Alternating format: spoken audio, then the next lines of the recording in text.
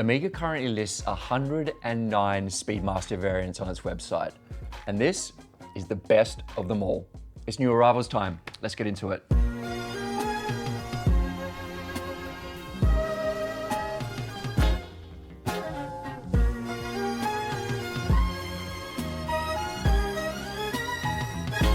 It's no secret that Omega likes to capitalize on the Speedy, and it's something I discussed with Emily Marsden in our review of Omega, which we'll link above. But across all those different metals, dials, and sizes, Omega created what could be the perfect reference. This is the Speedmaster Calibre 321 in platinum. Have you ever played in your mind what your perfect watch would look like if a brand approached you and gave you completely free rein? Well, for me, this is exactly the Speedmaster I would create. Let's break it down. First, platinum case. Feels like the perfect metal for a special Speedy. It's luxurious, it's substantial, but it's also understated and hard wearing. The dial, it's made of onyx, giving it a kind of rich, deep, glossy black finish. And it also provides some contrast for my favorite detail on the watch, these meteorite subdials. There is really no better material for a watch made famous by its role in space exploration. But of course, we need to talk about what's on the inside, the Calibre 321. And I think it's worth taking a moment to give Omega some credit for the Calibre 321 project. Reviving a movement that had been out of production for more than 50 years was a massive commitment. And it was driven by a collector demand. A specialist team of researchers, historians, developers, and watchmakers worked on the project in secret for over 2 years under the codename Alaska 11. Using both original plans, vintage movements, and digital tomography, Omega reconstructed the second generation Calibre as faithfully as possible, with just a few nice modern touches. All in all, this watch has the best of everything. And well, I really want it. For sure, the Code 1159 had one of the toughest briefs in modern watchmaking. Establish its own identity alongside the most hyped watch on the planet. The early days were tough, but you have to hand it to AP. They've built this line into something really respectable. And I think there's a couple of reasons for that. The first is the complications. And there's nothing like some technical firepower to bring a little respect to a model line. And I'm thinking specifically about the Star Wheel and the RD4. So the Star Wheel, it brings back some of AP's magic from the 90s. And within the current collection, it belongs exclusively to the Code. On the other hand, the RD4 is part of the brand's research and development series. It houses the Calibre 1000, and it remains AP's most complicated wristwatch ever, with 23 complications and over 1,000 components. And I think it shows AP's commitment to this collection. The other reason is what's happened to the more pared back time and date models, just like the one we have here. Yes, there's been a few tweaks here and there, but most importantly, the dial now features an embossed pattern of concentric circles. To me, it's like the Code's answer to what the tapisserie dial is on the Royal Oak. And suddenly, it has this identifiable feature. And when you combine that with this very unique case middle, which I guess emulates the octagonal shape of the Royal Oak, plus these cutaway open lugs, it's now got a really strong identity. But I'm curious to know what you think. Obviously, a lot of controversies follow the Code 1159.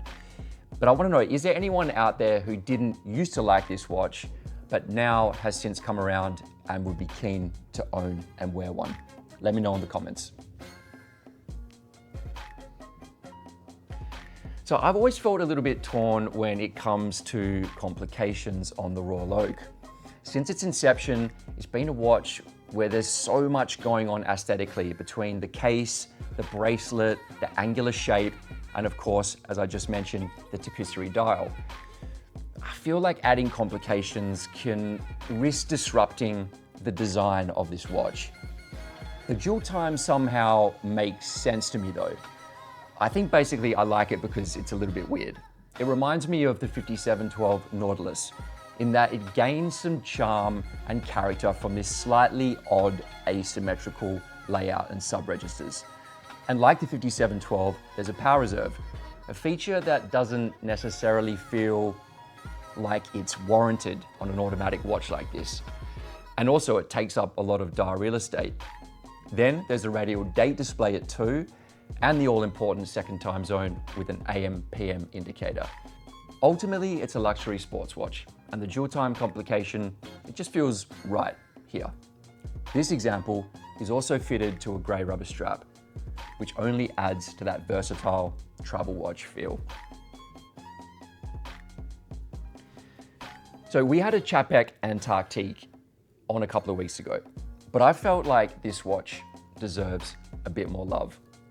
This time we have an example with a purple Afterglow dial.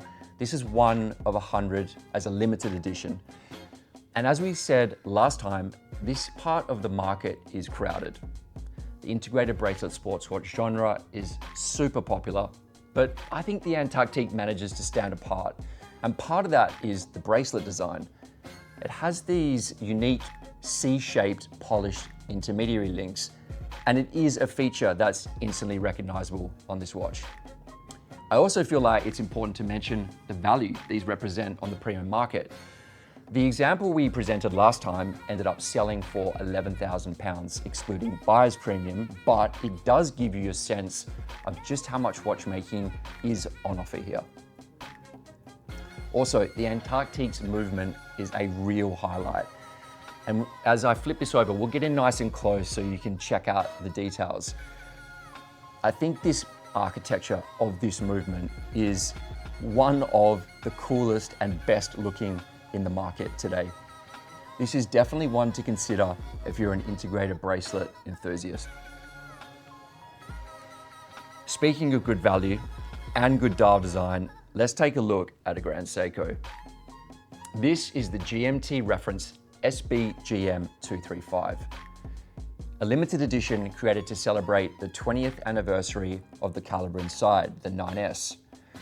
While a lot of Grand Seiko dials are inspired by nature, I really appreciate the way this one takes the GS initials and turns them into a mesmerizing radial mosaic.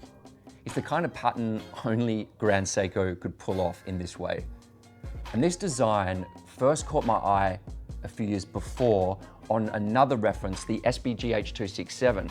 It was again an anniversary release for a Calibre, and it's great to see Grand Seiko using this again on a more classic GMT.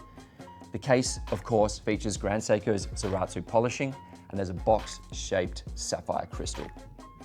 Japanese watchmaking has built a huge amount of momentum in recent years, and much of that early enthusiasm was driven by Grand Seiko and its amazing attention to detail. That's it for this week's new arrivals. Of course, all 5 watches are live now on the site, alongside a much wider selection of collectible watches across multiple brands. So make sure to head to the site to see everything that's just landed. And if you have a watch that you're thinking of selling, our team can place it in front of a global network of collectors, all with 0% seller fees. Stay tuned, we'll be back with another new arrivals episode very soon.